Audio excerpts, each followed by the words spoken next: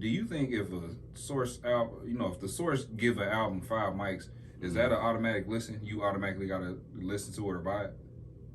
Yes, 10,000%. So the Source now, I don't think is it still around, kinda? It's been a minute since I've been around a magazine aisle. I don't think if they done went completely digital or what. Yeah, and that's what matter of fact, so the guy, the creator source pretty much Dave Mays and Benzino. Yeah. Dave Mays was like the main guy.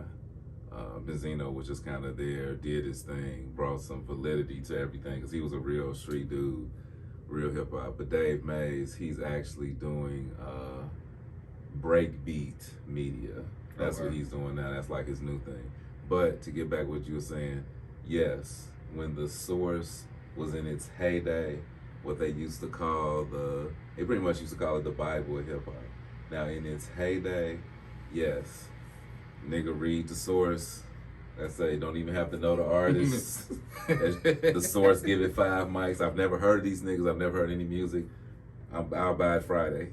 I'll be in the store because the Source said it's 5 mics, so the shit got to be dope. Yes, right. It 1,000% meant something, and it was across the board. That's why the whole 5 mics thing is still synonymous in hip hop because they made it such a huge thing that spread it throughout hip hop, and then even the 5 mics, and then how we do your top 5. It all of that shit branched from there. Right. Yes. Okay. The Source, they were was some shit. I don't even think it's really a publication or a platform around today that have that same power that they have. Yeah.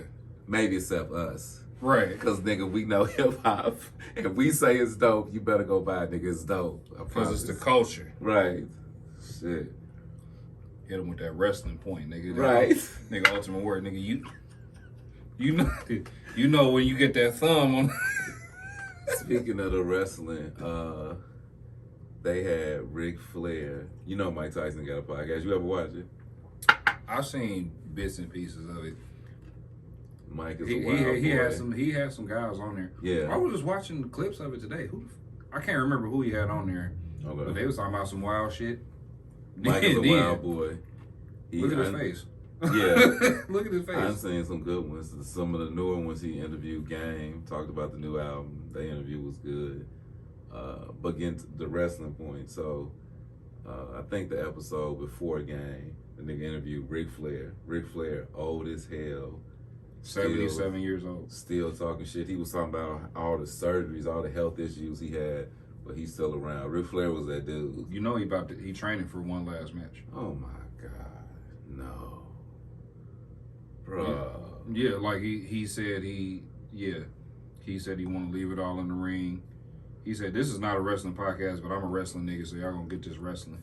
I got a feeling he probably might die in the ring, y'all. If y'all on the wrestling tip, he might want to die in the ring. But if y'all, but real niggas listening to this podcast, said he want to die in the ring. I'm dead. Real niggas listening to this podcast right now, if you know Ric Flair, and I ain't talking about just off the songs and just what you heard in the raps and shit. If you know Ric Flair the wrestler, you know damn well ain't no fitting in for a nigga like that, one of the greatest of all time, if this nigga just was to literally die in the ring. It would be like it would be sad, obviously, but it would be fitting as fuck. So in his mind, he probably look at that's some honorable shit, the epitome of my legacy. Nigga. Yes.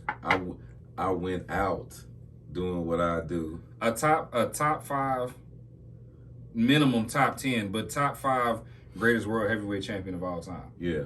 So, yeah. That's crazy. Sidebar over with, y'all. Yeah.